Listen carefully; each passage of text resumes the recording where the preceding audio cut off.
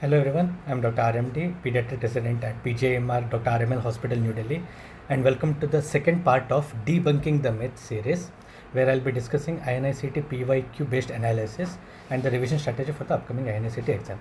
So in the previous video, we saw how a pan subject analysis showed different subjects carry different weightage and how you should prepare subject wise. So here we'll be dealing each subject in detail. Okay, so first we'll be going with pathology, because in my previous video, that is part 1, I told you how pathology was very important. Total 136 questions out of 1400 were asked just from pathology. So in pathology, what are the important topics that we'll be seeing today? That's why I given the title 1 out of 136 questions, 104 out of 136 questions which were asked from INICET pathology were just from 2 topics. Let's see.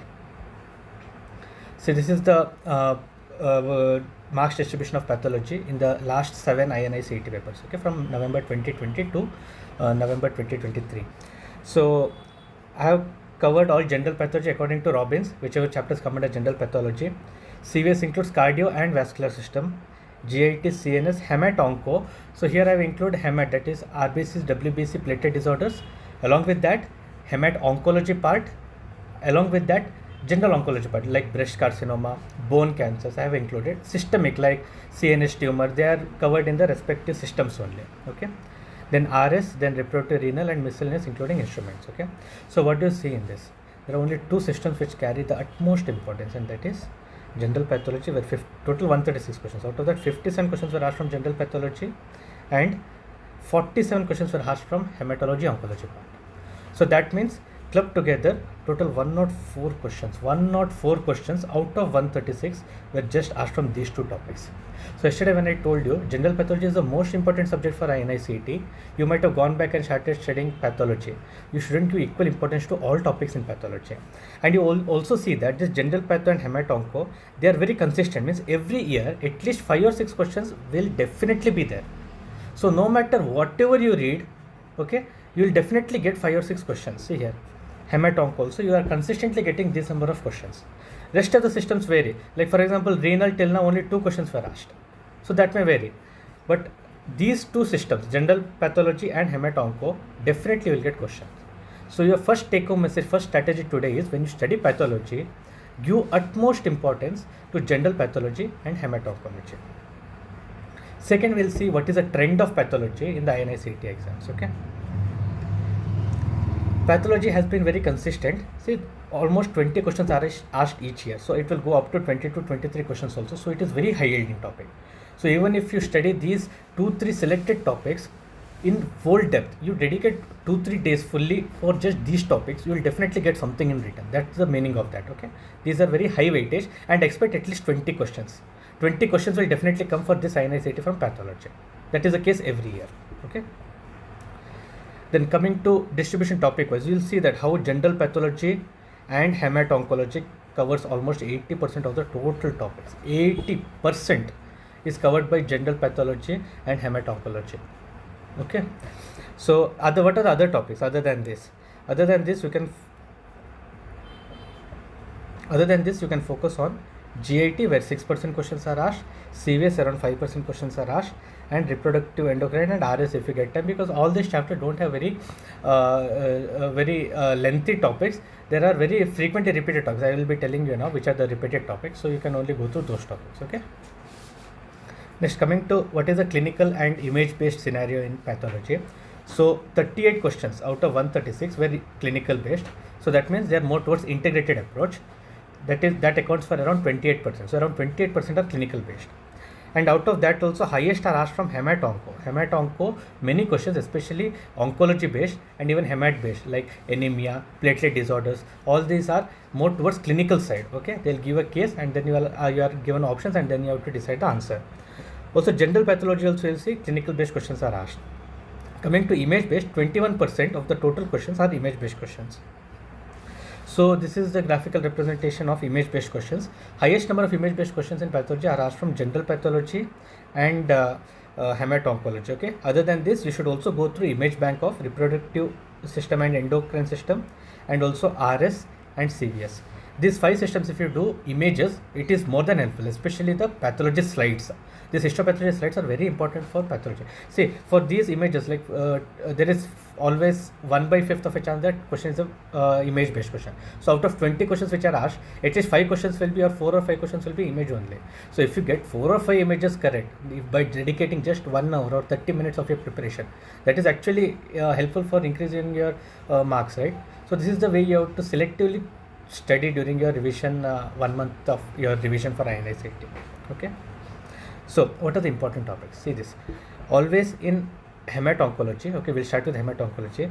First thing is go and study blood transfusion, because every year, means combined, March and November combined, every year one or the other question is on blood transfusion complications. Okay, so blood transfusion carries the highest importance.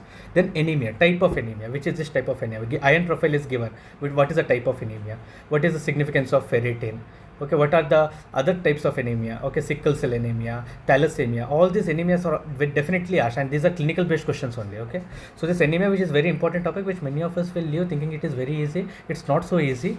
Okay, and every year one or other question is asked, so don't miss anemia topic. Okay, platelet and coagulation 3, especially coagulation pathway is asked many times. Okay, rest hematology, hereditary spherocytosis, PNH, thalassemia are asked. In hemat-onco part, I don't know, for some strange reason, examiners are very fond of these 3 oncology question, that is Langerhans cell histiocytosis, hairy cell leukemia, okay, hairy cell leukemia, and Burkitt's lymphoma.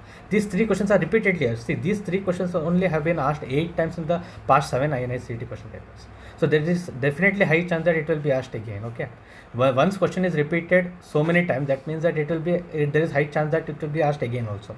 Other hemat-oncology questions are multiple myeloma, CML, polycythemia vera, and mantle cell lymphoma. So these are asked very frequently. Next, in pure oncology part, Ewing sarcoma, retinoblastoma, breast carcinoma, you have to go through these 3 topics. So these are the very high yield topics which will definitely come. Okay, definitely out of these, whatever I have given out of these questions, so you know that out of 20 questions, at least 7 to 8 will be hematology questions, and out of that 7 to 8 hematology questions, 4 to 5 will be just based on these. Okay. Next, coming to general pathology part, important questions are based on procedures also. Okay, like for example, staining and fixation, 3 questions have been asked in staining and fixation. Vacutainers, 2 questions have been asked. HPV, that is very important, 2 questions have been asked. Pedigree, again I told you, NEET biochemistry pedigree was very important. So here also 2 questions have been asked. Then other things like acute inflammation, acantholysis, okay, oncogenes, T cell properties, immunity, these are small topics. Okay, here and there one question have been asked so far, but these questions which have been repeatedly, these are never to be left. Okay, so you should make it a habit that when you are studying general pathology, try to study each and every nook and corner of general pathology, so that you are not going to miss any question, because at least 4 or 5 questions will be just from general pathology. Okay, it can be more than 5 also, it can go up to 10 questions also. Next, from endocrine, CNS, CVS, very few questions. Okay, and these are the only ones which are repeated, that is thyroid, ovary, Klinefelters, myocarditis from CVS, and meningitis and Parkinson. So you see that CNS, CVS, all this weightage is very less in patho. So even if you study medicine, or if you study from physiology or pharmac also, you will be able to answer just by or pediatrics also, you will be able to answer just based by ruling out options. Okay, so don't give much importance to this. You should give importance to the important topics of these. Okay, where from your revision videos or from your previous year questions, wherever, but don't go in depth. Okay, so coming to GIT, stomach is important, and again colon cancers are asked many times, especially in surgery it is asked multiple times, but in pathology as such you will get slides of it. Ascites and this salivary gland tumors are also asked. Okay, renal cell carcinoma is only renal question that is asked. Okay, and then coming to RS, mainly laryngeal papilloma, laryngeal carcinoma, occupational lung disease. This occupational lung disease have been asked once or twice. Okay, so give slight importance to that. Okay, so if you ask me what is the pattern in which you should follow we should revise, first you have to go to general pathology. First general pathology, then go to hemat-oncology. After that you go to RS, reproductive system, CVS, okay, and GIT. So this is your pathway. Okay, this is the process that you should follow. Now, so what are the take-home messages from this? First, pathology consists of highest number of questions, so don't ever ignore pathology. Okay, pathology has higher number of images also and clinical based questions also, so don't ignore images part of pathology. Images part of pathology of all systems are very important. And then general plus hemat-oncology is the king. remember 80% of the questions, 104 out of 136 questions were just from these two topics. So you are never going to miss this, and you will learn each and every detail of these questions. Okay, this is not me saying. Okay, say like everyone, your maybe your faculty or maybe your mentors will be telling you that you have to study pathology in depth, everything. But since 1 month is available, you can't study everything in depth. So now we are again dividing things. Okay, and based on this analysis, I have realized that these two topics are important. So it is your duty now to go and study these topics only. These topics mainly, if you get time, you study other things also. I'm not telling you don't study other topics. I'm telling you that when you have limited amount of time, you should give more importance to those questions which have been repeatedly asked, rather than wasting your time on questions less asked. That should be your strategy here. Okay. Then images are very important in pathology. So this was summing up pathology, how it has been asked in last 7 INICET question papers. So expect 20 questions, and out of that 20 questions, around 12 to 15 questions will be just from general pathology and hematology oncology, and you can expect 5 to 6 image based questions and around 7 to 8 clinical based questions. This will be the pattern for this year 2024. Okay, in next part 3 of the video we'll be seeing pharmacology. Thank you.